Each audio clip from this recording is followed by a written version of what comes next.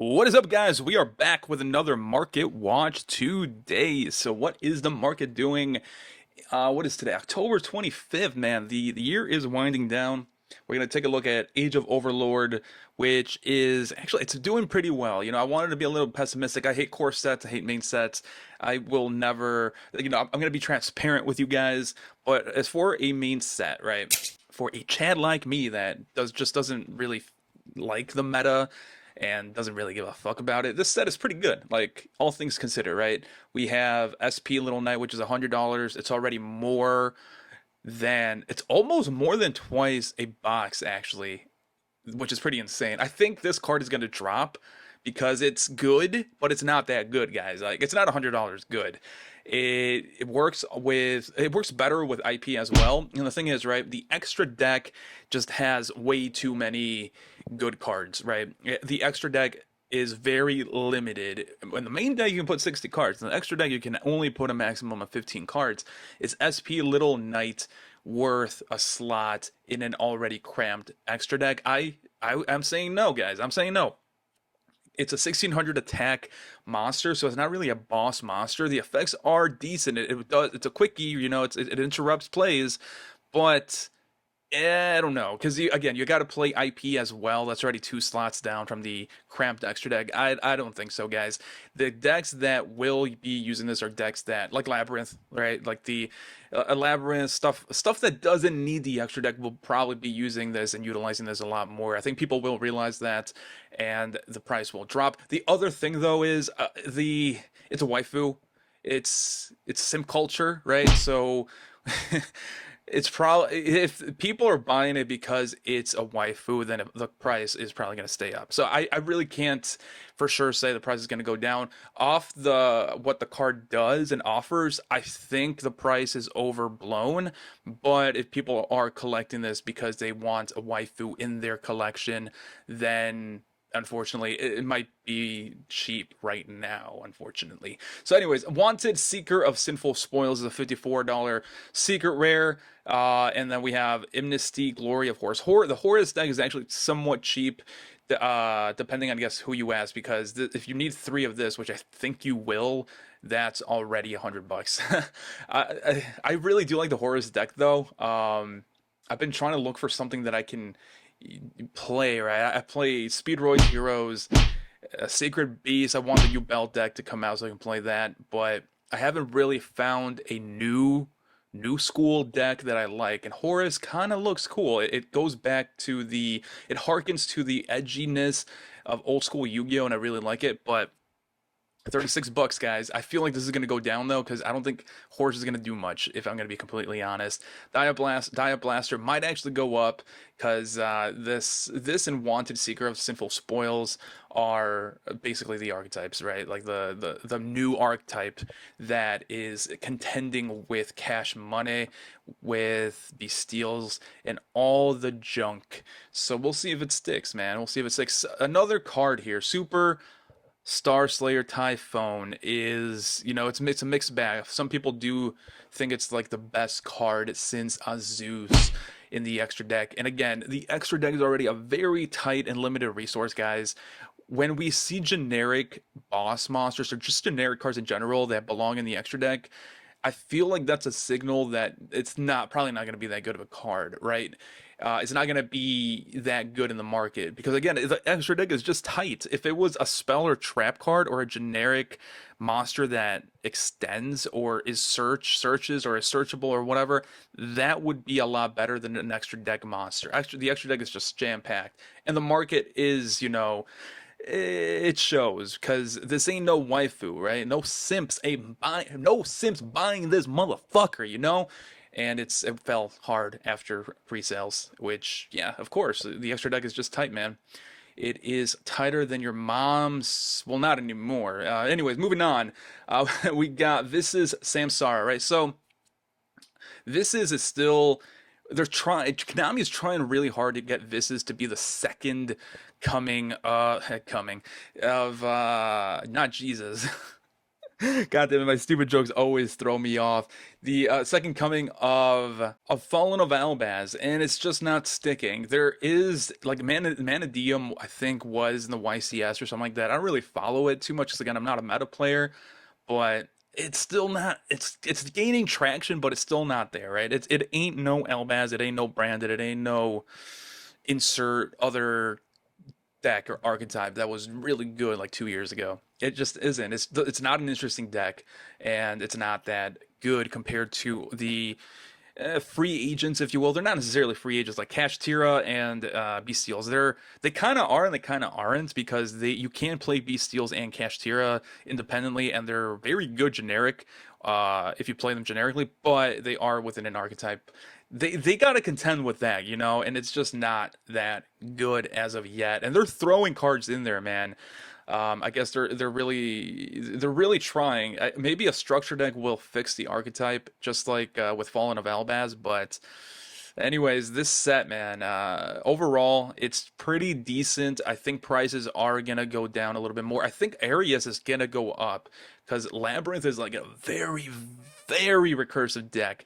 Easy to play, easy to operate, and it just doesn't need any more support. So giving it more support, it'll feed the deck, and it'll like this is gonna go up in value, guaranteed. But everything else I feel like will go down. Besides maybe King Sarcophagus, because this is a 3 of, I think. I feel like this is a little too low. The listings are already kind of disappearing, but for sure, SP Little Knight, I'm not too optimistic on the price going up, to be honest. Anyway, so we are back here with the 25th anniversary tin.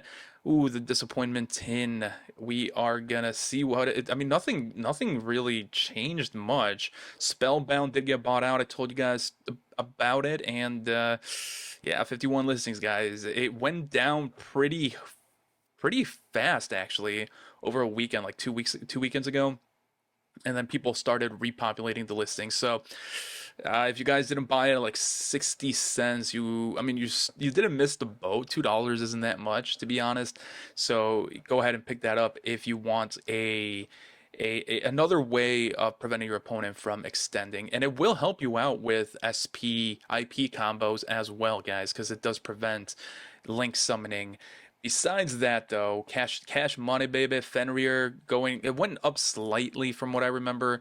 Um, Not even really, man.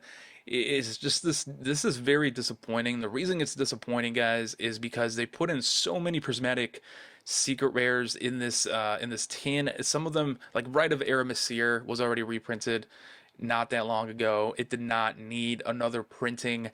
It's unfortunate, but what we are seeing is Yugioh Dragon went up, and I told you guys about this as well. I was like, hey, from Battle of Chaos, we have Yugioh Dragon, we have Illusion of Chaos, and then from the two, I picked Blue Eyes Yugioh Dragon because they were roughly about the same price, and Yugioh Dragon is like a 2 of in a Blue Eyes deck usually because it does lock your opponent out. 3 is a little bricky, but 2 you can actually lock your opponent in, which is pretty fucking scary, to be honest. It's already a 3,000 attack beater, and it will also send back a monster when it gets attacked. It's a really scary combo. It's hard to pull off, of course, because Blue Eyes decks are very bricky, but it's still a combo. A combo is a combo, guys. So I did kind of lean towards buying this one out first, which if you guys listen to it, you guys saved a couple bucks there, but Illusion of Chaos is still a pretty decent pickup as well. It's $1.99. Like, come on. It's Blue Eyes and Dark Magician decks the cards always go up in value eventually. And also they're kind of due some support, guys. They haven't gotten any decent support in a while. Anyway, so going back here into the promos, essentially, we got, no surprise here, Stardust Dragon went up and then went down because people started listing them. 14 bucks, guys. I told you guys about this as well when it was 7 bucks. So it's still, it's actually cheaper. It was cheaper if you listened to me a while ago. So yeah, it's a no-brainer, right? Stardust Dragon, the Starlight was like 600, 700 bucks. Not even graded, just buying the single. this is going to be doing well, right? Just give it some time, and people will start buying it out. And I mean, it's already the most expensive one, right? Which is, again, I expected it. Nothing, no surprises there. Dark Magician, though, did surprise me because we already got a quarter century rare of it this year, and I mean, yeah, I can't believe people are still buying this out, to be honest. Cyber Dragon also did shock me. Black Rose Dragon is probably a better pickup than Cyber Dragon. Cyber Dragon already has so many really good high rarity options, right?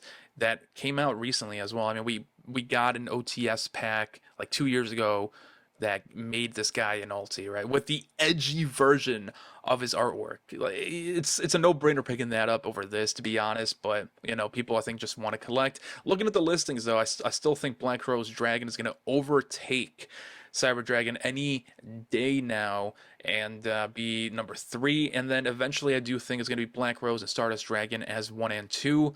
Dark Magician, you know, there's options, guys. We have the options from the Legendary Collection. I feel like people are just overblowing this just because it's the original artwork and all that stuff. Dark Magician has better rare collector pieces, if you will, that I feel like people are overblowing this, to be honest. But I mean, everything else looks about the same as we saw previously. Red Eyes Blind Dragon didn't move that much, to be honest. Yeah, look at that.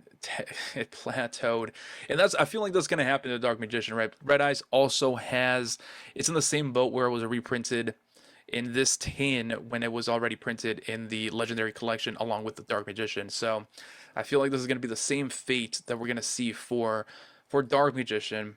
Actually, I guess I already kind of did. So $8 is probably going to be what it's going to plateau for quite a while. Because I mean, is there any kind of demand here?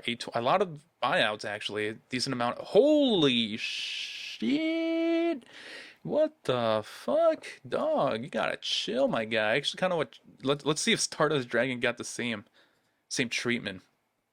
No, I mean, that's still a lot, but it's not what holy shit. Yo, you guys got to pick this up. I got to pick this up fast. Like, screw you guys. No offense, but you know, I need me some Stardust Dragons, my guys. My guys, $10, 100 Gamers Choice though. I blacklisted them, unfortunately. I am buying from them, so I'm skipping on that one.